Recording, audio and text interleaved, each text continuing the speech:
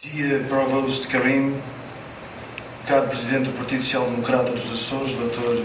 Duarte Freitas, Dear Senator Mark Pacheco, Dear State Representative Tony Cabral, Dear Dean of the College of Arts and Sciences,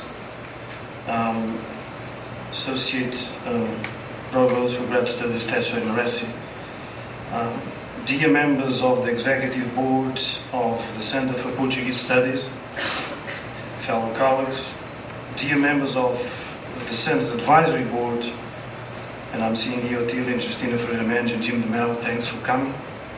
Dear members of the Prince Henry Society, I'm seeing a couple of them here as well. Dear Managing Director of the Times Press, Mário Pereira, dear members of the community, dear students, minhas senhoras e meus senhores. Duarte Freitas is a trained economist with an MBA from Universidade dos Açores. He is also a member of the Ordem dos Economistas da Associação dos Técnicos Oficiais de Contas, two very respectable institutions in Portugal. He is also a member of the European Parliament. He was also a member of the European Parliament for the Social Democratic Party. He is currently a member of the Portuguese Parliament, elected by the Electoral College of Rio de Pico. He was elected President of the Social Democratic Party in the Azores with a massive figure of 92.6% of the votes. A simple engagement in digging what I would call is bioarchaeology. One clearly sees not only his commitment to Portugal as a sovereign nation and to Portugal within the European Union, which is not easy, which is facing a huge manufactured crisis, as intellectuals like Paul Krugman and Joseph Stiglitz have been denouncing, but also it is important to note his commitment to the importance of the Portuguese language and culture, both in Portugal and beyond the nation. Duarte Freitas understands, as Brasco Graça Moura claims, that, and I'm quoting, that the Portuguese language and culture is not a superior language, but it is our language and our culture, and we grow within it. During his time as a member of the European Parliament within the group of the European People's Party, Christian Democrats and European Democrats, Duarte Freitas was a dynamic member on several committees and delegations, namely the Committee on Agriculture and Rural Development, Committee on Fisheries, Committee on Climate Change, Delegation for Relations with Canada, and in all of these committees and delegations, he was defending the superior interests of the Portuguese cause within and both the context of the European Union and within the global context. He has an impressive record of interventions in the European Parliament, 139 speeches in a plenary, leading architect of 7 reports, reviewer of 2 reports, among other aspects such as challenge the Parliament 23 times over issues such as biodiversity, new management systems for fisheries, environmental policies and practices, milk quotas, etc., etc. Regarding reports, it will be crucial to emphasize his non-negotiable commitment and challenge in the report on the community action in relation to whaling. Duarte Freitas did not mince his words by claiming, and I'm quoting in the report, ensuring that the European Union defines its political position on this subject and taking the lead in pursuing objectives relating to the respect for biodiversity and the sustainable development of our planet are fundamental objectives with the European Union that the European Union must embrace. He is also leading ferocious advocate for biodiversity policies, as well as the timely need for 21st century policies and applied research relating to the common fisheries policy within the Union member states, arguing for the health combination between technological apparatuses and sustained development. At the national level, and I promise that State Representative Tony Cabral and I, we didn't share the paper, but I'm going to say more or less the same thing.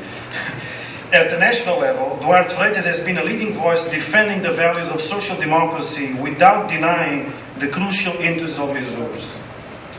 It is actually right here that one can see what I actually can call his cold blood, so visible in old statements such as Francisco Sá Carneiro, the founder of PPD-PSD, or Tony Blair, for instance. For example, while engaged in a belligerent battle within the Azorian government to defend a non-antagonistic position between responsible marketers, responsible governments, he actually believed in that possibility. He did not blink to raise the Azorian question at the national level, like the current case in the Congress of the Social Democratic Party, the last one, in which, so inconveniently for so many Social Democrats and so many socialists, he vocally yelled a la Whitman for a full autonomy for the Azores. In Duarte Freitas, the Azorian community knows fully well that he will never accept a subalternate position for Azores within Portugal and within the European Union. In a way, his approach is a quasi-state from a Gramscian war of maneuvers versus war of positions, since he was shown an interesting way how to navigate the waters, knowing the tough contradictions of being counter-hegemonic at the local level, i.e. in the Azores, and hegemonical at the national level. It is actually in such context that Duarte Freitas has exhibited his sense and sensibility of a fine politician, a real statesman by reframing the real Azorian question, or, to say it more clearly, to bring such questions to the top of the political agenda nationally and internationally. Such question is a matter of international intergenerational justice, as the Basque philosopher Daniel Inanariti claims, and cannot be reduced to one dimension. Within the current context, although the future of Azores, what I call the Azorian question, needs to go beyond the Base das Lajes, it is impossible to avoid going through it. Duarte Freitas sees politics as practice with people, not for the people. It is actually in this context that he accurately understands that there is no markets without people. It is actually in this context that he sees austerity politics beyond the mathematical functionalism of the numbers, knowing fully well that numbers don't think, people think. And numbers have human faces. Such faces reflect the clash between the globalized few and the localized rest, as the Polish philosopher Zygmunt Bauman eloquently states. Last but not least, Duarte Freitas is a leading example in credibilizing politics in Portugal and in Europe. His character, moral values and commitment to the public and the common good are also expressed by his higher attendance percentage of over 70% between Strasbourg and Brussels. To rely on the words of Tony Blair, we should be proud of this new wave of European politics and politicians, such as Duarte Freitas, that know that all the times, and not just sometimes, it is better to lose and to do the right thing than to win and to do the wrong thing. It is a single honor to have you with us, Duarte. Caro Provost Karim, thank you for the invitation, and please give my regards to Chancellor Divina Grossman, which became a good friend, and I'm very pleased to be here this afternoon talking to you. Dear João Brasqueva, muito obrigado por a apresentação. It was a bit unfair, too much for me, but I know that the friendship we started, it makes you talking so good things about me that I don't deserve. And Mr. Senator Mark Pacheco and Senator Rodrigues, thank you very much for being here. Thank you very much for your friendship, and especially for everything you have been doing, and so sure you continue doing for Portugal and for Azores. It's a great honor to work with you, defending the Azorean, the Portuguese, and the transatlantic community between Portugal, Europe, and the United States. And I think it's very important that we could keep on doing this work. Thank you very much, Mark. Thank you, Rodrigues. Senador Cordeiro, thank you for Consul Cordeiro, thank you for being here. It's a great honor and pleasure to have you here. Let me talk a little bit more about my friend Tony Cabral. We were born in the same island. We are good friends for a long time, and we've been not only friend, but sometimes like almost family, relative. And everything you've done for me and for Azores, thank you very much. And especially, I look forward for increasing more and more our friendship, our brotherhood. And I'm sure this will be very good for both of us, but especially for what we represent, for the Azorean living here and in Azores. Thank you very much for your friendship. And let me finish this introducing, talking about someone probably you don't know. But I was very pleased to have here my friend Leslie, which grew up with me. We started to go to the kindergarten with 3 or 4 years old in Pico. And we almost born at the same time. We were raised in the same houses. And years going by, year after year, 10, 20, 30 years, but we still love each other. Thank you, Leslie, for coming. Dear friends, I would like to thank the University of Massachusetts Dartmouth for this kind invitation, which is an opportunity, as I told, to see friends, and above all, to exchange ideas so as to further intensify the already existing strong relationship between the United States and the Azores. I am here today, as you know, as the chairman of the Social Democratic Party in Azores. And I want always the best for my homeland, as well for those who live there. But I also want the best for those who were born there and had to live in search of new opportunities. Many of them come here to the United States, and some of them are here today. Thank you.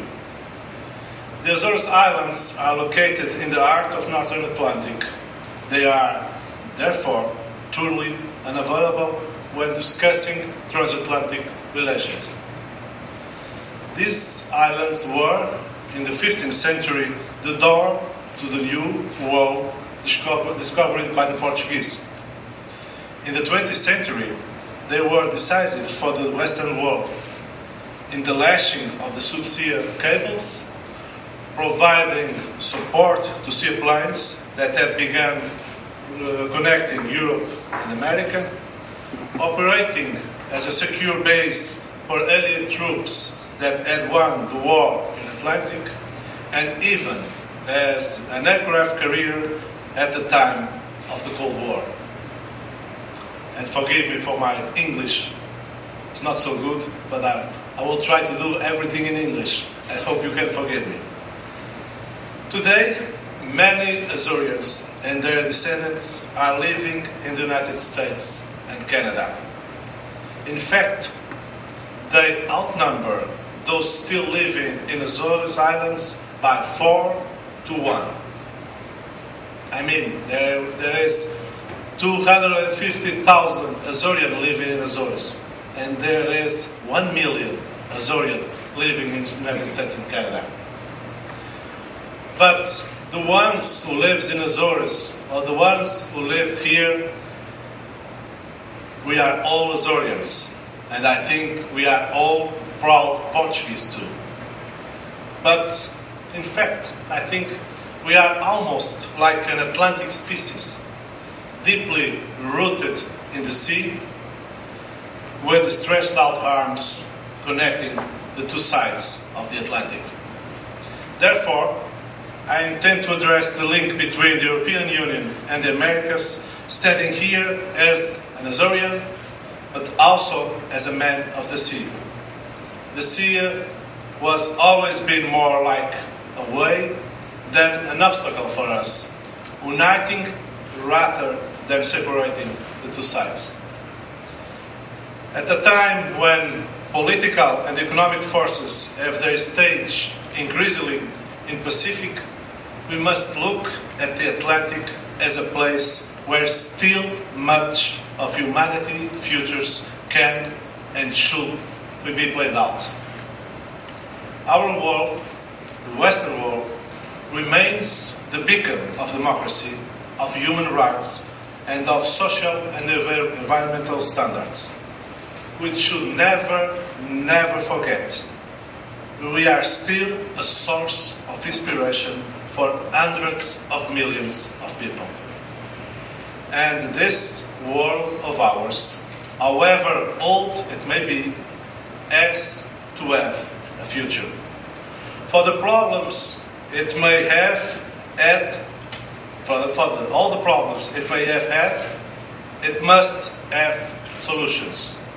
And for many critics it has much more admirers. Sometimes our admirers are far away from our frontiers, and sometimes our main critics are inside our frontiers of this Western world. For all those we have undergone, and as much as we may criticize ourselves, we cannot ever forget that we represent hope to many people throughout the world. And here, my dear friends, at this forum and as chairman at the Social Democratic Party of Azores, I also would like to leave a reflections about the ideology and political views we stand for. My friends, for me, markets exist because people exist. It is my understanding that social democracy cannot be limited to political democracy, as broadly described. We must move forward to the construction of economic, social, and cultural democracy. Citizens have political but also economic, social, and cultural rights. Human beings, every human being, has an enormous dignity from which derive undeniable and fundamental rights that should be and have to be respected. As much as the markets may impose, as much as reality conditions or is used to pretend to be a condition, we should always bear in mind that first of all come the people. Sometimes we may forget that millions of people look at us, the Western world, at the ocean of democracy that the Atlantic represents, and at the hopes we set free for the mankind. I repeat, we cannot represent just the past. We must represent the future. It is a civilizational duty towards humanity. We must overcome our weakness to draw on the strength of our values to continue representing the seed of hope for the mankind. And, my dear friends, the bridge we still have to build between Europe and the Americas must have strong foundations. And let me say to you, for me, the strongest of which ought to be the value of democracy, freedom, and human rights. My dear friends, I could not let this opportunity go by without mentioning a specific case concerning my islands, which may well serve as a barometer of what is happening in the transatlantic relationship. I'm referring to the relationship between Portugal and the United States of America, which has at its core the use of geostrategic space of Azores, namely the so-called Base das Lajes.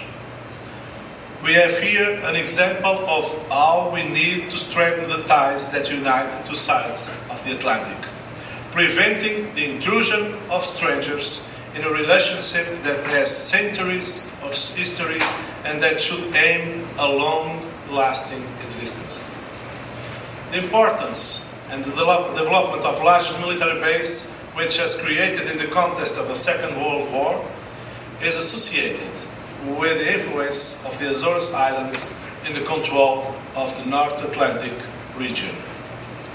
The dismantling of the communist regimes in Eastern Europe and the consequent end of the Cold War were the two main forces that impelled the by now single world power to progressively but constantly disinvest their military interests scattered across different parts of the globe.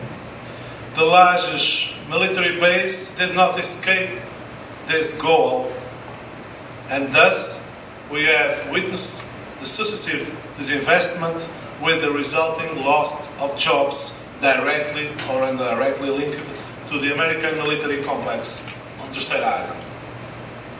The times of financial compensation for the autonomous region of Azores are a long time over. Now, job placements have been massively reduced. American military presence in Terceira Island is announced to be cut. These are some of the contingencies of a world in constant technological evolution under changing geostrategic interests. Contingencies of struggling economies, some to greater or lesser degree, but where the smaller economies, like the Azores, are always hit the hardest. My dear friends, despite the difference that may have emerged in recent years between the United States and the European Union, the two powers continue to share, as I have already mentioned, essential values such as freedom, democracy, also sharing the common history that unites us. Differences are perfectly understandable against the background of a rapidly changing political and economic context, where new players like China, India, and Brazil, and at other times Russia, are emerging and causing the so-called Western civilization no longer to be unilaterally dictating the planet's future. In face of a rapidly changing world and the threat hovering over the sustainability of Western societies, what is more important is what united us and not what separated us. The US and the EU should thus maintain a strategic alliance in resolving problems of the highest importance. This is a debate of particular relevance in these times of crisis. This is probably the climax of all the disappointments of the first decade of the 21st century, comparing to the optimism of the 90s in the last century. Unfortunately, the current economy and environment crisis and the fight against international terrorism seem far to be resolved, greatly due to the fact that the US and the EU have not understood each other, and due to the fact that many differences still subsisting on both sides of the Atlantic. It is therefore important to analyze the feelings of European and Americans with regard to their transatlantic relationship. And when others fail on this transatlantic relationship, and when others turn their back on the Americans, we in Portugal, and especially in Azores, we never turn our backs to the United States. It is, for us, even more incomprehensible in the interest of the United States and Europe to ignore this privileged relationship.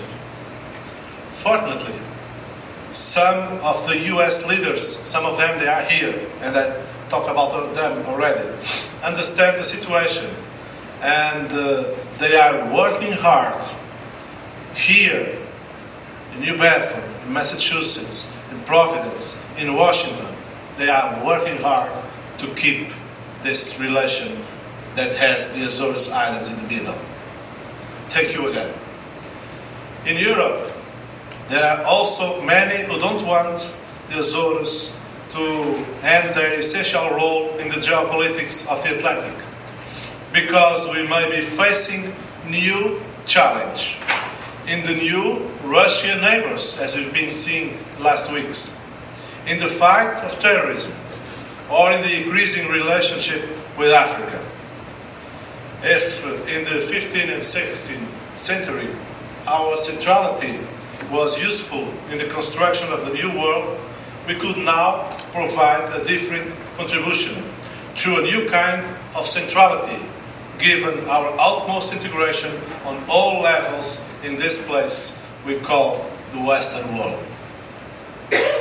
Dear friends, an intensive effort securing the future relation between the EU and the US is currently underway in the European Union and the United States. European circles have been working on the Transatlantic Trade Investment Partnership, TTIP. It is an important initiative of great opportunity and relevance. This Transatlantic Trade and Investment Partnership has been negotiated between the EU and the US. It is an agreement which aims to strengthen economic relations in both directions, but it may also result in benefits in other domains of the transatlantic relationship. As rightly mentioned by a Portuguese member of the European Parliament, Professor Vital Moreira, which is chairman of the Trade Committee of the European Union, as he said, this agreement is unprecedented, and if implemented, there will be a before and a after the TTIP. All this is good and valid for the EU and the US, but also for Portugal, especially for Azores. One cannot fail to acknowledge the fact that the Azores Islands are the halfway between Europe and America. The economic relationship between Portugal and the US will have significant developments in both ways. New markets will be assisted, and Portugal will increasingly develop a market that currently represents the second largest destination of Portuguese exports of goods and services outside the EU. For the Azores, given the unique and privileged relationship with the United States, this is an enormous opportunity. It is, however, paramount that the different stakeholders in both economic areas, including their respective population, acknowledge the advantage of this agreement. It is also essential that politicians from both the US and the EU realize the convenience of such an agreement and commit themselves in its negotiation. The US-EU trade and economic relationship, which is already very, very strong, has a remarkable potential that can further be explored. Allow me to quote some figures and facts have been mentioned in the context of this new partnership. This is the most important bilateral economic relationship in all the world. The EU and the US, with 800 million people, represents 45% of the global GDP of the world. The EU and the United States represents almost a third of the world trade flow. The US are the largest export market for European goods, accounting approximately 17% of total exports. The numbers that I've mentioned are also extremely significant in the trade of service and direct reciprocal investments. It's a market that is already very integrated. 1/3, and this is very important, 1/3 of the trade between the two sides of the Atlantic is estimated to consist of transfers between establishment of the same company. 1/3 of this is already intercompany transfers. This is very significant for what I was saying about the integration that already exists between the European Union and the United States. When it comes to Portugal, the US is the 8th largest country of destination for Portuguese exports. In the last 10 years, 10,184 Portuguese companies have exported to the United States. But there is still a huge terrain to explore. Custom tariffs are already relatively low. However, there are still many restrictions to the trade of service and investments, such as the difference in regulatory standards or technical nature, food safety or financial supervision. Their reduction or removal would foster trade and investments. The agreement has thus a broad scope. There would be enhanced benefits in terms of growth and employment. On the EU side, for example, it could lead to 0.5 increase of GDP, which in the context of the current crisis is very, very important and significant. If the existing restrictions are removed, the trade in service is estimated to increase from 10 to 20%. Works of this agreement started almost a year ago when in July 2013 the two largest economies engaged in negotiation. It must be said that the idea of a trade agreement between the EU and the US is not new, of course. However, it is now even more relevant, especially considering the low level of growth in both economic spaces, due to the emerging of economic powers, namely China, or the well-known difficulties in pursuing the WTO round of negotiations. As early as 2011, a team integrating governmental experts from the high-level group of employment and growth was created with the purpose of analyzing the feasibility, the necessity, and the futures of such an agreement. In February 2013, the group concluded that it would be very beneficial if the agreement covered most sectors and that this would significantly impact the economic growth and job creation on both sides of the Atlantic. President Barack Obama immediately stated in the State of the Union address that the US were ready to negotiate a transatlantic trade and investment partnership with the European Union. On June 17 of 2013, the President of the European Union, the Commission of the European Union, General Barroso, and the President of the United States announced the launch of trade negotiation, which in the same year had 3 rounds of negotiation with quite a positive and productive outcome.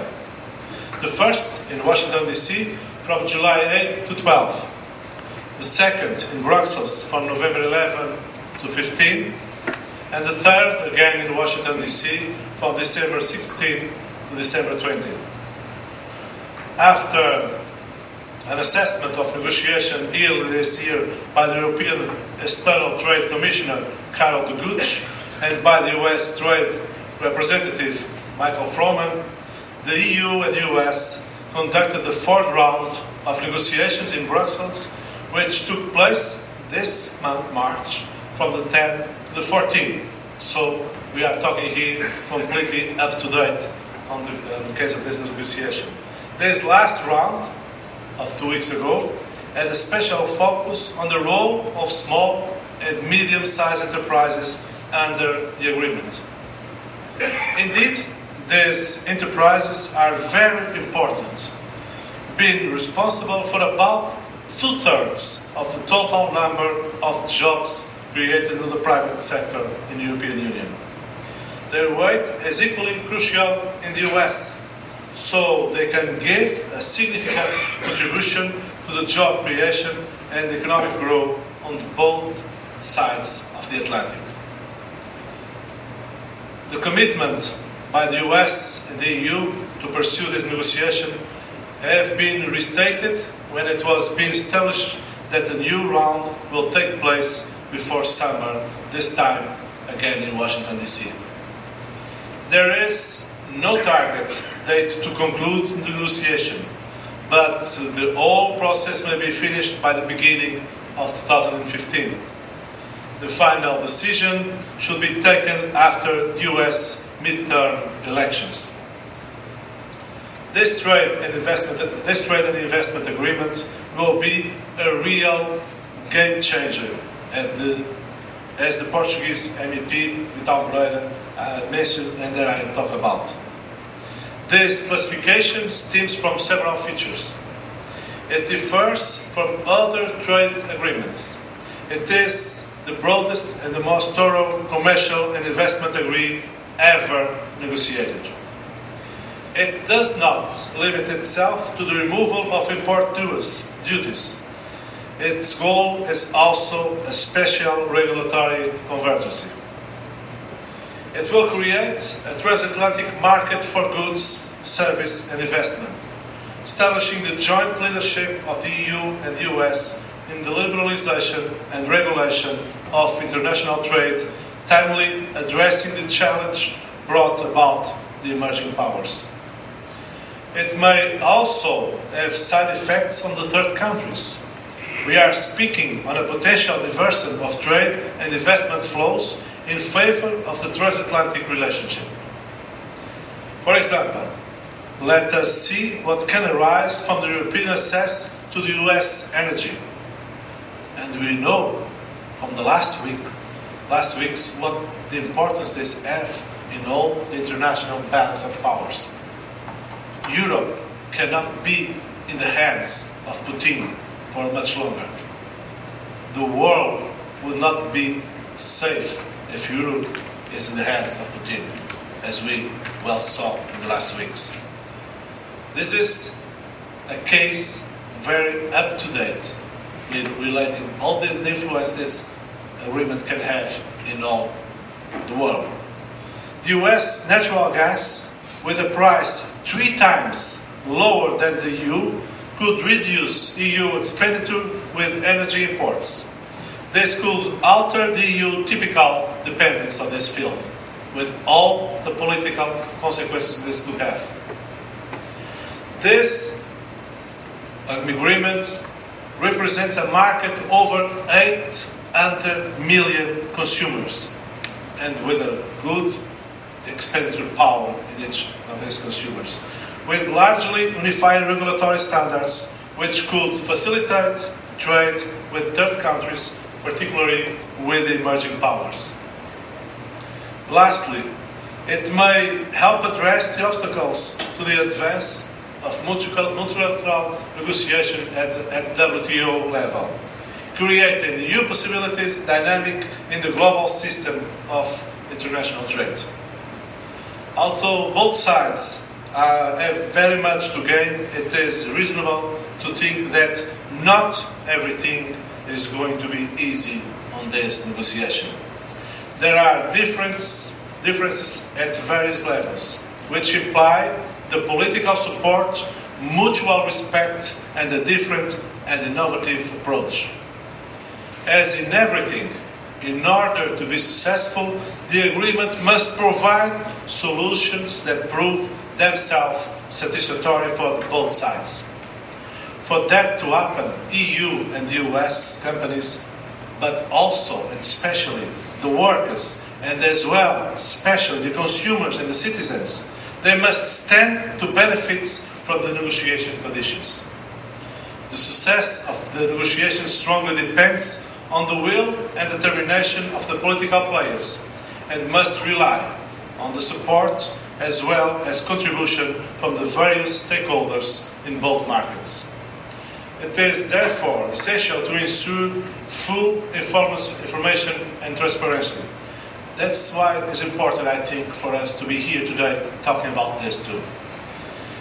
It was thus symptomatic, for example, that in the last round in Brussels, they promoted a meeting with approximately 100 representatives of business, trade unions, consumers, and the environmental from the negotiating parties. Since the common external trade policy is an exclusive competence of the European Union, the truth is that it cannot be confined to Brussels, or, in case of the United States, to Washington. This has to be discussed all around. It is important to extend this debate to the national institution, to the state institution, and to the public opinion of the member states or the states of the Union. Portugal, for example, has been very open to this agreement, even in those sectors that are generally resistant to commercial agreements. This agreement has been considered as an excellent opportunity to promote economic growth and job creation on both sides of the Atlantic, as I told you. My party is developing initiatives to ensure that the agreement is also comprehensive in the Azores, and this also benefits to the Azores. Speaking of Azores, of my islands, I would like to show that the benefits of which I have been talking about in the last minutes are extended to the population of the 250,000 Azorians who live in the 9 islands of our region. But, my friends, not only to that Azorians. The 1 million Azorians that lives in diaspora in the Estados Unidos and in the United States and Canada, especially those who's living here in the United States and New England, with particular reference to those who live in Massachusetts, will also, in my opinion, in our opinion, benefit from an agreement between the US and the EU. Our traditional and tie connection to the US, which I mentioned in the beginning of my speech, demand that we keep this twofold concern in mind. We want what is best for all the Azorian, those living in the EU, in our islands, and those living in the US. We believe that the agreement will be significant to everyone, to the US, to the EU, to Portugal, and to Azores. And obviously, it will be beneficial for the Azorian living in both sides of the Atlantic. Thank you very much. Dr. Freitas, back several months ago, the issue of lodge was more prominent than it seems to be at the present moment.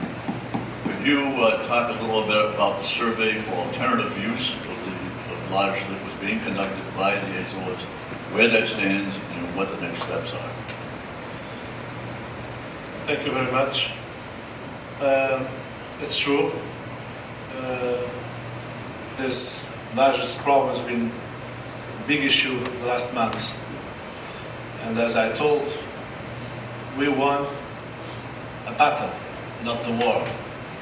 We won a battle with all the people from Azores and from Portugal, from different parties talking the same language, unique voice. And we won this battle because we had friends here like Rodrigues, Pacheco, Cabral, and many others, with a special mention to Devin Nunes, that worked very, very, very hard to try to put some stop on this in Washington. There are 2 amendments that were approved in Washington. They are very important. One, that don't let to be used the money of this fiscal year to make the downsizing in lodges. And the other one saying that no decision about downsizing of lodges can be taken before the assessment paper they are being done, and that should be finished at the end of March.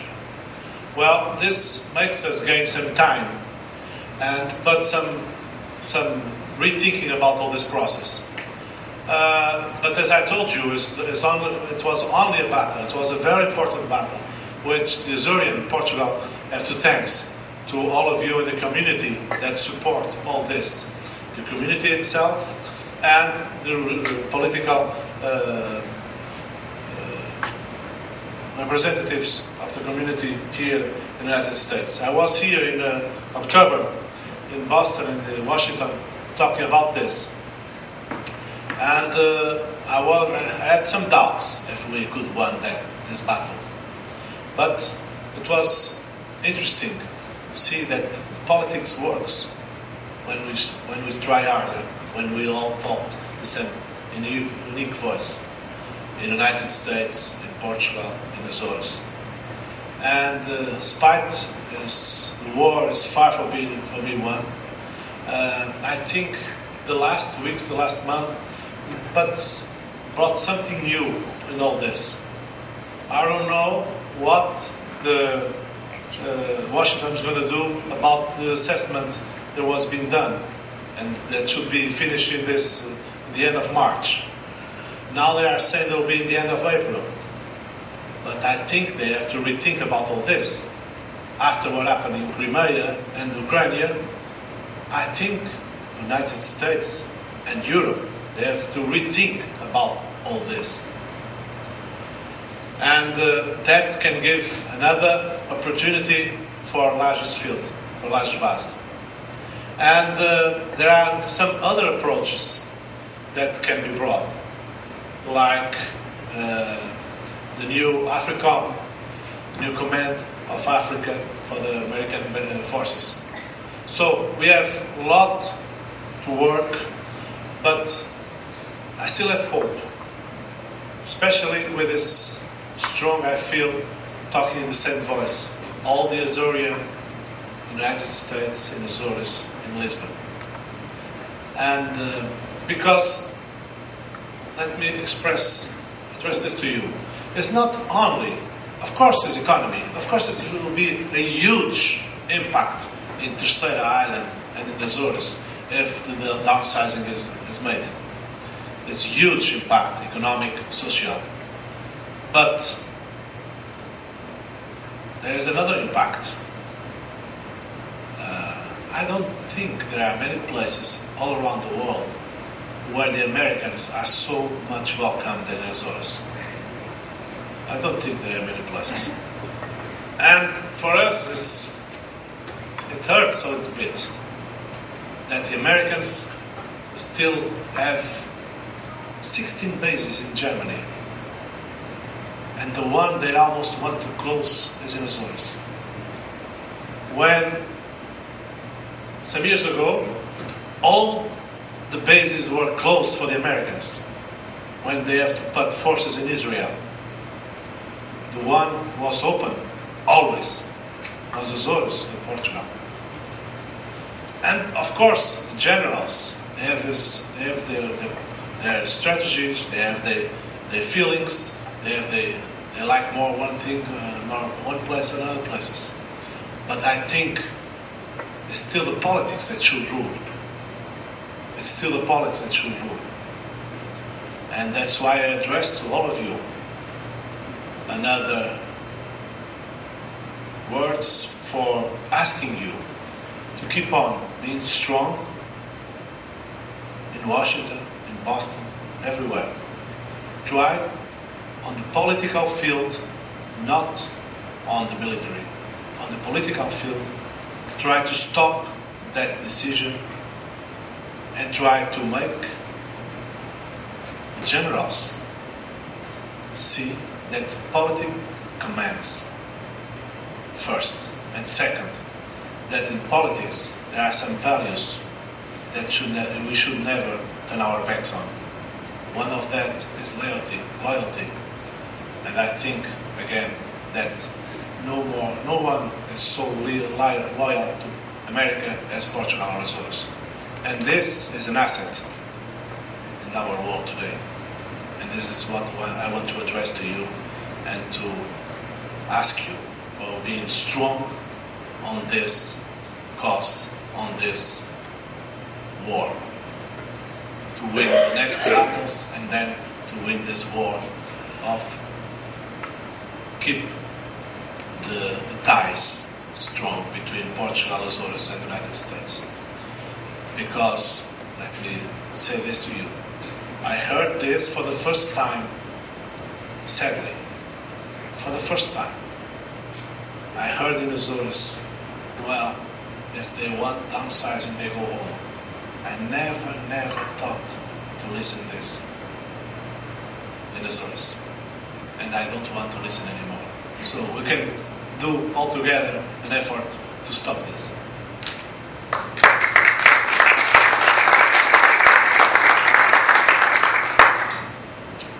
Thank you, Mr. President, for being with us. You honor us greatly.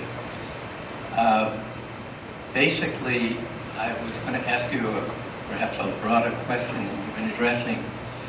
I've always been a great fan of the European Union, and I've always, back to the days when Winston Churchill made his great speech saying that would be the place to go. And I've watched it come together, so I'm obviously quite concerned about the most recent events. Obviously, we cannot stand still and do nothing, but I'm just hoping that this one incident will not just disrupt all the progress we've made. Just a general observation, but my specific question is, I've always felt that one of the central flaws of the European Union which would be very hard to overcome, would be the lack of a real centralized banking union as we have here in the United States. I always felt that if Alexander Hamilton could have been present at the beginning of the EU, he would weigh in very heavily in that regard. And so my specific question is, do you think that the new recommendations and the seeming coming together in Brussels last weekend to ameliorate the banking regulations will be a significant step forward? Thank you very much. Thank you very much. Well, this what's going on about bank regulation. It's a question of the last times following the problems with all the banking, and but one thing is important. It's very important that all the member states of the European Union can have some solidarity.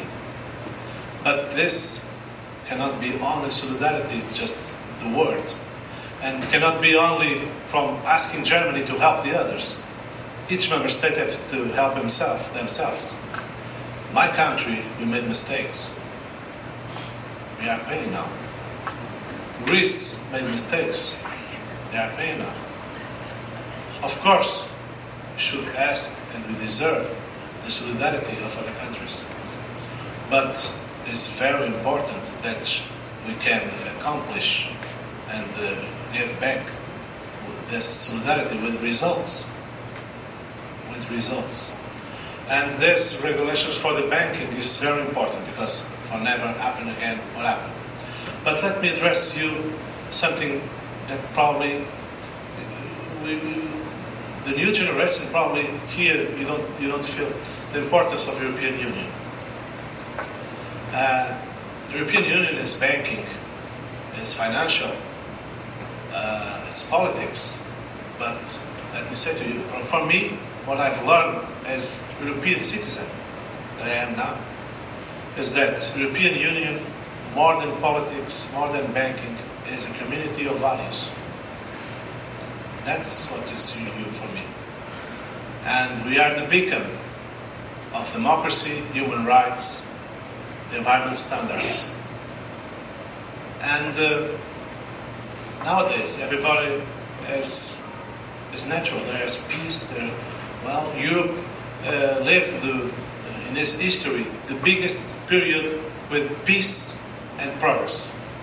Never, ever in the European history was such a longer period of peace and progress. Why? Because in 1945 Europe was destroyed. 50 million people were dead. Nowadays, the new generations in Europe, they don't think about this. They don't think about this. And here, of course, you don't think about this.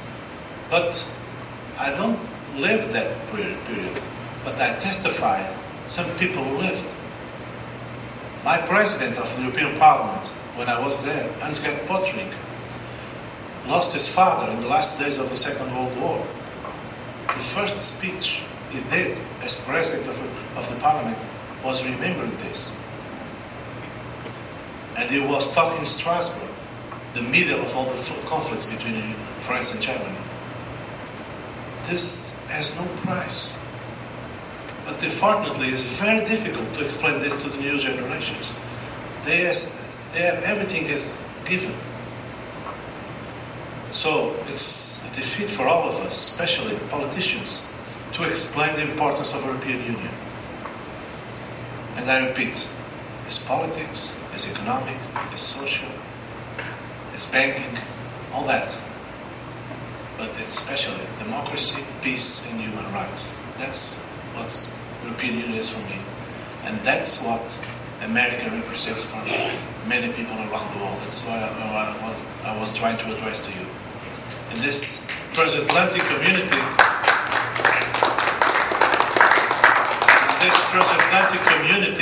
that the TTIP can give a boost in economic terms, but in all the terms, we share the same culture, the same history. We fight each other, of course, but what unites us is much, much more, not what divides us. And all around the world, there are people looking at us as the lucky ones. We are the lucky ones, the Western world. Sometimes we forget this. As I told you, our major critics are inside. Our major admirers are outside our frontiers. So, let's be fair with ourselves. Thank you.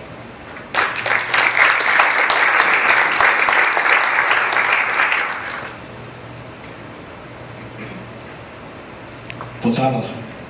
Good afternoon. I've been in the importing business for over 30 years. I've imported from Portugal and many other parts of the world. And in particular Portugal, and there are quite a few people here that can attest to my comment. I've spent a great deal of time on the phone teaching companies in Portugal how to prepare to export. Telling them that we have a 300 million population, a huge market for Portuguese products. However, it's up to them, first, to package properly. Second, marketing is non-strategic on the other side. They think, oh, let's send it over there. You know, they're big, let's send it in bulk. I work with importers right now that have lost a great deal of money in products that got here unlabeled, labeled that on products that have an expiration date right on top of the time that they arrive, and because they are not properly packaged, they're not properly invoiced, they are delayed in customs, which sometimes overpasses the expiration date of those products. Okay, my point is that you pointed out that 110 companies have exported to the United States. I can almost guarantee that 10,184. 10,184. The last 10 years. I told you, I've been importing for the last 33 years, and in several fields of products from Portugal.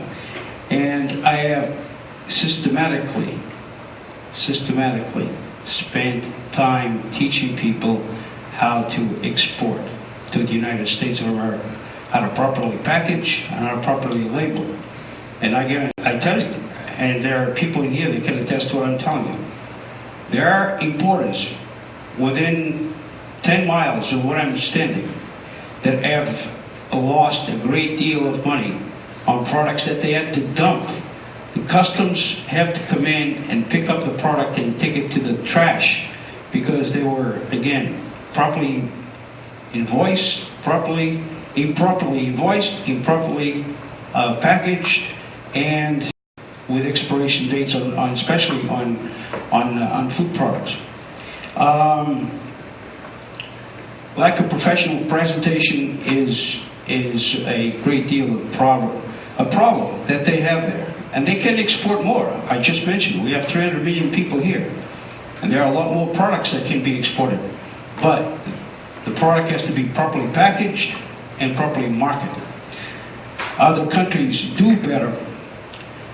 I can tell you that I've dealt with companies that have been in Portugal producing products for almost 100 years. And yet they export to us products that are second class. They wouldn't sell them at the fairs down the road from, I keep telling them, and the problem is, we pay for them, by the time they get here, we're stuck with them. And I keep telling them, since you ship this down to the small fair down from where you're standing, and you sell it there, don't sell it to the exporting market. It doesn't fit here. Other countries, such as, well, I can mention Poland, brings the same type of product in top quality. And yet, why can't we do that? Bring the message back there, because they got to be more professional in the products they prepare, they package, and market. Thank you. Thank you very much. You are completely right on that point. Let me say to you that For the first time in 40 years, last year, Portugal exported more than imported. For the first time. This means something. We are facing in Portugal two problems. One is make the restoration of our public finances, and at the same time make the restoration of our economy. This is very, very difficult to do both things at the same time. One of the consequences, we have a very big unemployment rate, more than 15% in this moment. But fortunately, it decreased in the last 10 months. And a lot of companies closed because probably they didn't know how to do things, how to export. But the good companies, they are exporting more. And the new companies, they are learning to export. That's why, for the first time in the last 40 years, we are exporting more than import. But with high costs to our population in Portugal.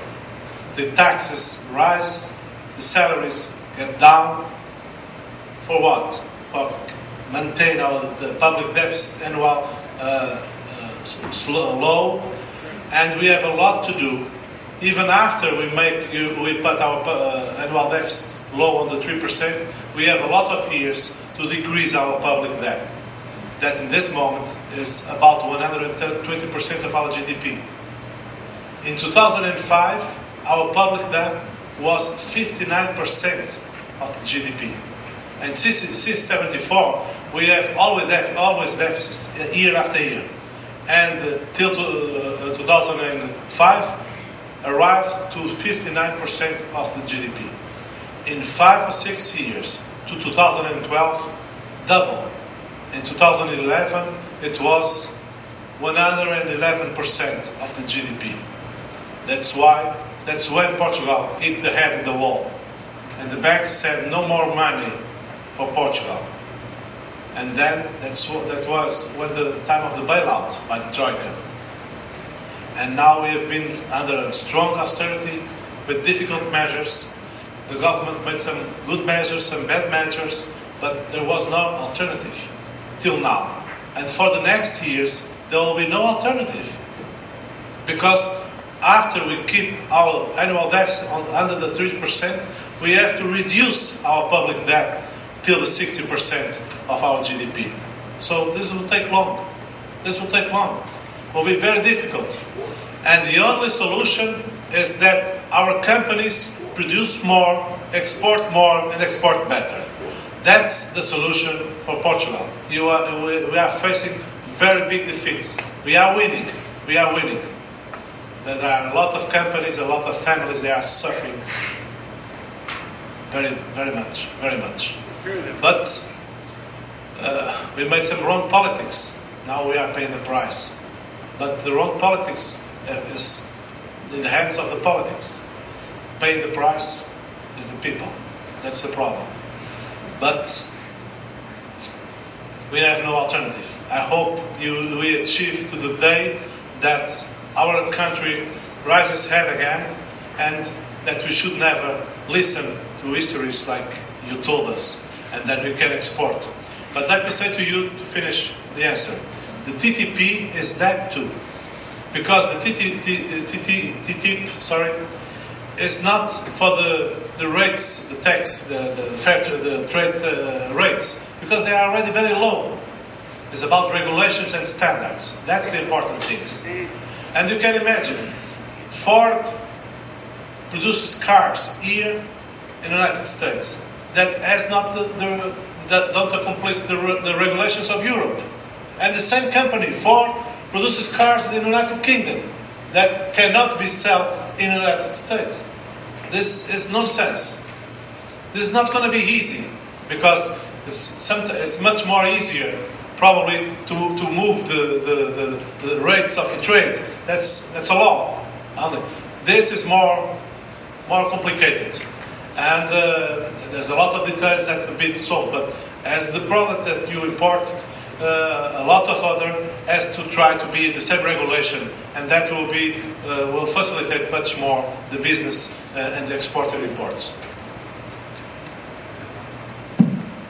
I think I'm next. Thank you so much for coming. I have several questions. I don't want to monopolize time, so I'm going to just ask 2 questions. The first one is one of the main impediments for anyone here who wants to invest in Azores or Portugal right now is the euro-dollar exchange rate. Literally, we lose around 30% of our savings each time we transfer to Portugal. Do you see this new agreement somewhat balancing things out in terms of exchange rates in the future? Is that something that is not on the agenda? The other question is regarding the Azores as a strategic point. I think we repeat these ideologically, culturally, in many ways, in all our speeches. But to what extent can we really say a group of islands is strategic when only one airline flies there, when there's literal monopoly by SATA within the islands and between the US and mainland Portugal, where if I am staged in Lisbon or settled in Lisbon, it's much cheaper for me to go to Rome than it is to go to my mother island. And to what extent can we really say that we are strategic when so many of my American friends, for example, rely on me to book strategic tickets to get to the Azores? So there's a lot of work that needs to be done, and one of the possible ways out, I would say, is to find ways through which the islands can actually have airlines that fly there. How ironic. We have the largest base, which for so long was one of the largest airports in Europe, and one airline lands there. I mean, that's something that I'm always amazed. How can we continually use the trope of strategy when we actually don't do much in that regard? Thank you. Thank you very much. I know that's a huge issue here in the community, in the diaspora, about the flights to Azores. First, let me say to you something. Any company in the world who wants to fly between Boston and Laje can do it. Any company. Why they don't do it? Because we have no passengers enough. It's not attractive for other companies. I hope one day it will be attractive. And we have a lot of other companies flying from Boston to Azores. That would be great. Would be the sign that the market, the demand for Azores is growing. But today, tomorrow, any company that wants to fly between Boston and Laje or Ponta Delgada can do it. It's an open market. They don't do it because they don't have demand enough. I think. I'm not commercial. I don't work on I don't own a transport company. But that's what I think. But second, SATA. You're right. I think SATA must improve their commercial policies. I think so. Because for me, SATA has 3 purposes. First, internal mobility between the 9 islands. Second, the mobility between Azores and the mainland. And third, the mobility between Azores and the diaspora. This is, in my opinion, the 3 pillars that should make the core business of SATA. Unfortunately, I think this has not been followed sometimes, because they create some flights to Frankfurt, Amsterdam, and so on, and they sometimes probably forget the main role they have to have here to Boston or to Toronto. Of course, we need lower prices between Azores and Lisbon. We need lower prices inside Azores. So we need a stronger company in Azores. And we need better prices, of course, between Azores and Boston or Toronto. And I think this could be done if the managing of SATA is better, and especially if politics don't interfere so much in SATA. Because there are some flights where they are only commanded by politic reasons. And if the SATA focus is internal, Lisbon and Boston or Toronto, I think in this way, I think there could be better management of SATA and better prices. On the question about the exchange rates, it's very complicated because the Europeans, they complain because they lost competitiveness because the dollar is lower than euro. So it's a non-ending history. But much more and more integration between EU and US economies, I think that can improve the equalization of the taxes. But there will be always a lot of different things that influence the exchange rates. It's not easy. And cannot be solved with a TTIP, for sure. 3 more questions, and then we invite Council Investment Center. Okay. 3 more questions. 4. Okay, 4. Okay. 4 more questions. Please raise a question. Is this working? Yes. I'm Victor Mendes in the Department of Portuguese. I would like to preface my question by praising SATA. I was in Amsterdam the day before yesterday, and so I had a chance to fly Amsterdam, Boston, direct flight, KLM. It would cost 3 times more than to fly Amsterdam, Lisbon, Ponta Delgada, Boston. So the prices are extremely competitive at this point, and the CEO of SATA deserves praise for this. Not for everything, I don't travel between islands, it's a different issue, but in the route Boston, Ponta Delgada, Lisbon, it is a very competitive company, and people from California, Texas were flying with me. Just carry-ons, no suitcases. So the praise is done. My question is, I'm a Portuguese citizen, I'm an European citizen of sorts, and now a Portuguese American. Complex thing. The thing is, the story that you tell is a very optimistic one. I think you play your role well, and I see a future statesman, with a great career forthcoming. But the issue is that some citizens of the Union, both unions, the North American Union and the European Union, are disappointed. I went in the past few days to family reasons to Brussels and The Hague, and they are the center of the world now. And there is a huge gap between citizens and their expectations and what's going on with these unions politically. And so there is a story behind the story, and they do not overlap. They do not connect well. And I'm not referring to the fact that President Obama didn't have to stay in line as I had to on Sunday to go to a museum in Amsterdam. It's not that. It's the fact that, ultimately, for instance, when it comes to the Russians and their investments in European and namely European banks, they ultimately count when it comes to make decisions. And so Brussels is a disappointment. For citizens, it is a disappointment. And your speech does not connect to that kind of serious disappointment that is a major political issue. I would like to hear your take on that. My speech aimed to be a little bit pedagogic.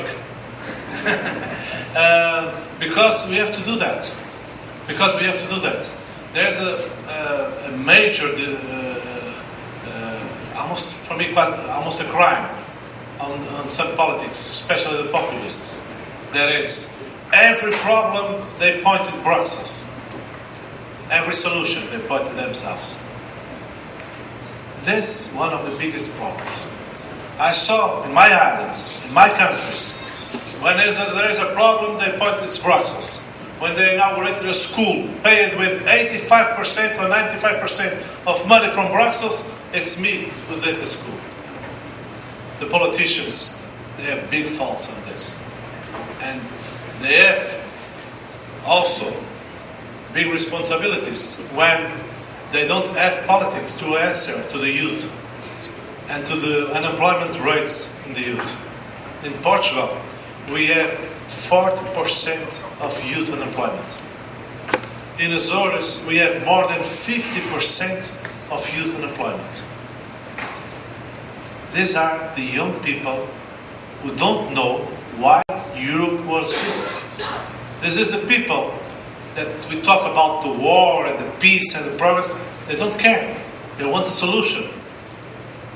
And they listen to populist politics who says the solution is pointing Brussels.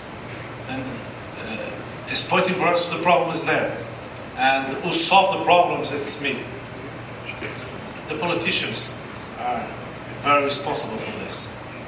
And my speech today and every day about this is trying to be pedagogic, explain why we are in the European Union, why the importance of the European Union. And we could ask, what is the alternative? What is the alternative? Is turn our backs to Brussels, to the European Union? What are we going to be doing now? What is the alternative? But it's a huge responsibility for the politicians, of course, to try to explain to people what they are doing, what's the importance of Brussels, and to explain that Brussels has a lot of errors, a lot. But if it was not the European Union, no doubt we would be very worse. And even now, with this youth unemployment, if it's not the European Union and all this, even this agreement, TTIP, with the European Union and the United States, that can make grow the service, the trade of service and the commerce, I think things will be worse. But of course, when we are in times of crisis, it's more easier to criticize and to point the finger for someone. And it's easy to point the finger to Brussels.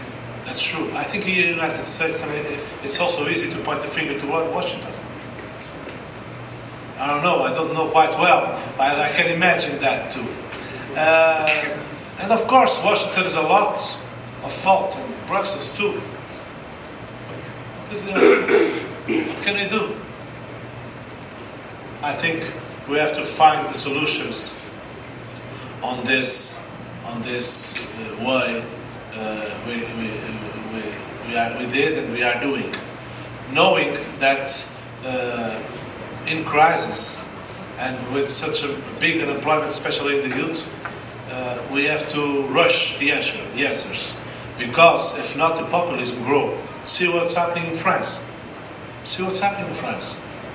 The extreme right is more and more votes in each elections. Are they the solution? Are they the solution? They are just the echo of the complaints. And they do it very well. They do it very well. They know how to do the populism being echo of the complaints. But we need, on the mainstream of the politics, the echo of the solutions. And it's a big responsibility, I know. But me, with my little capacity and lower influence, I'm pretty sure that the European Union is a solution, and I'm pretty sure that the more and more integration between the United States and the European Union, it's good for these 800 million people, but it's especially good for the world. And as I told you, why people were dying in Ukraine? Why people were dying in Maidan? Why young people were fighting in Kiev? They have bigger problems than the employment. The employment is this big, huge problem, but we can solve it tomorrow or after tomorrow if we work to. The tyranny, it's much more difficult to solve. The people who are giving the credit to the European Union are outside the European Union. Our critics are inside the European Union. Our admirers, as I told you, are outside. And they are dying to join the European Union. Why? Why is that? I heard once in the European Parliament the former president of Ukraine, who was the leader of the Orange Revolution, Yushchenko, who was poisoned with polonium by the Russian, with all the face. He came to Strasbourg to deliver a speech, and he was explaining this, that Europe was the beacon of democracy. They want to join Europe. In each paragraph he was saying, we love democracy, we want to join the European Union. Why is this? Why is this? Because despite all the problems we have, and we have a lot, we are the only solution. European Union, and of course, US and EU for the world, I think. This is not only enthusiasm, because I'm very happy, I feel good, I feel deeply the values of democracy. Not because I live on dictatorship. I lived a few years in dictatorship, I don't remember. But I know what the people of Portugal are suffering. And I know what the people of other countries outside the United States or European Union, they are suffering. Because they have no democracy, they have no liberty, they have no progress. Because we have all this unemployment in Portugal and the European Union, especially the youth unemployment. But we can have hope. Just have to work for it. And the others who are outside, they want to join us. That means something.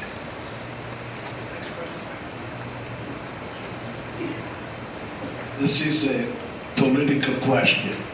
Why did not your party support the nomination of Patron Neves for the European Parliament? Was that payback time to what happened 5 years ago? Thank you for your answer. No, it was not. As president of my party, since the beginning I said the most important for Azores is my party has someone in an electable place. And the only way to have an safe electoral place was to make a change. And I'm very happy to have gained the best place that ever my party has had in national lists, the third place. Usually it was 5th, 7th, 8th.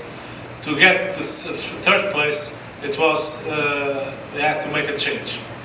And this change was on the same path of my leadership. Opening the party, renewing the party. I'm pretty sure that I will follow this way against everybody and against everything. Because Azores need the PSD strong, with new people, open, and with conditions to win elections. That's why I thank you very much to the Patron Neves, the last European member.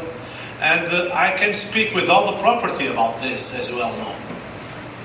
Because 5 years ago, for assure that PSD Azores had a place in an electable place, in an electoral list as eligible place, I gave up the candidature that my party had invited me. I said, okay, don't count on me. More important than me is the party as someone in Brussels.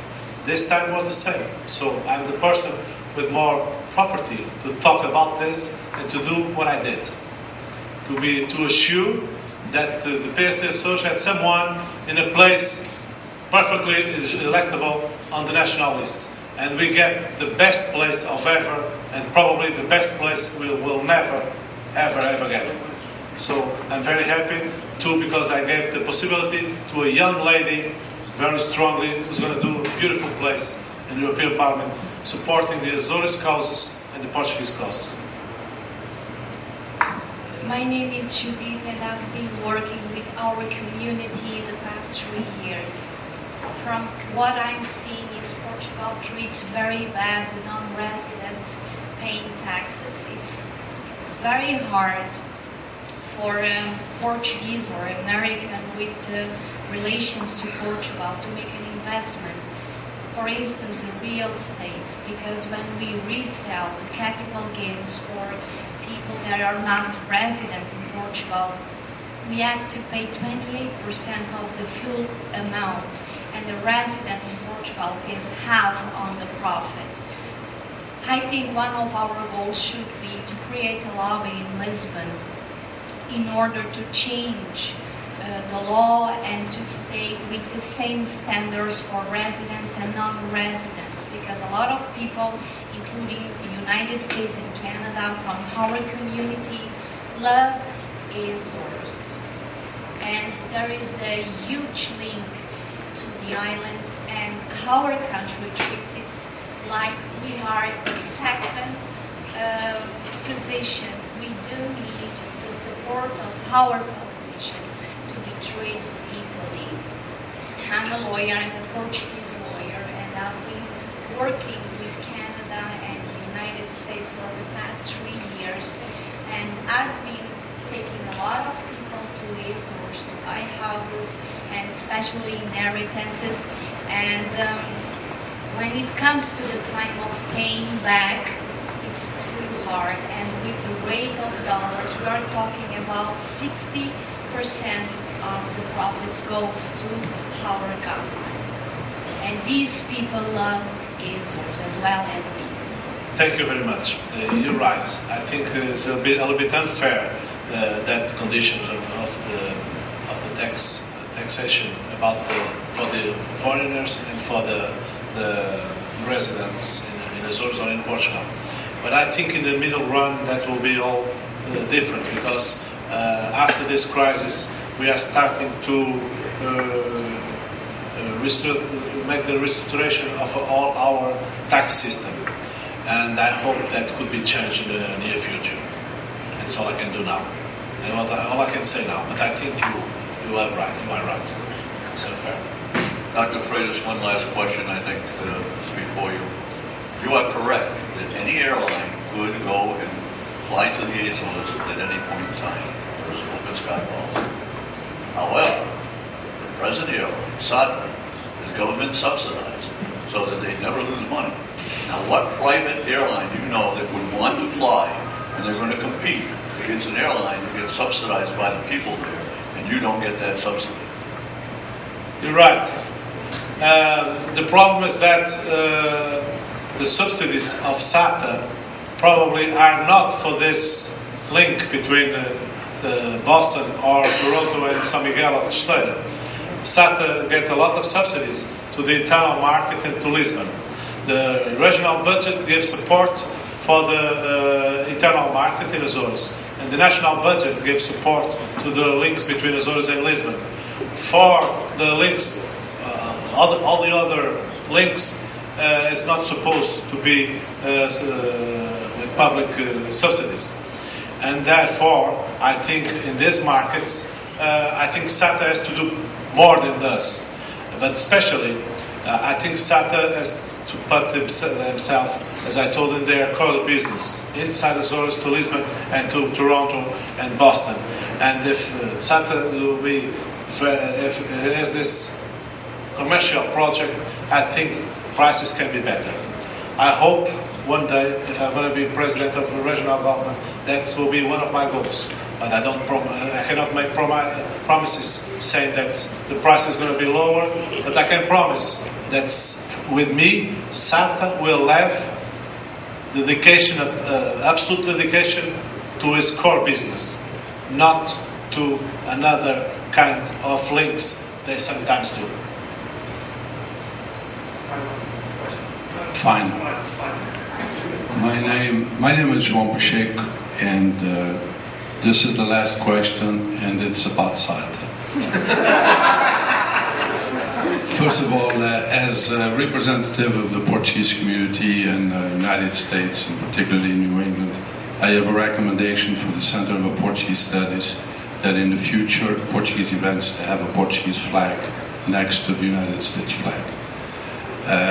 Other than that, I've been trying very, very hard to have a United States flying company to fly to the Azores in Portugal.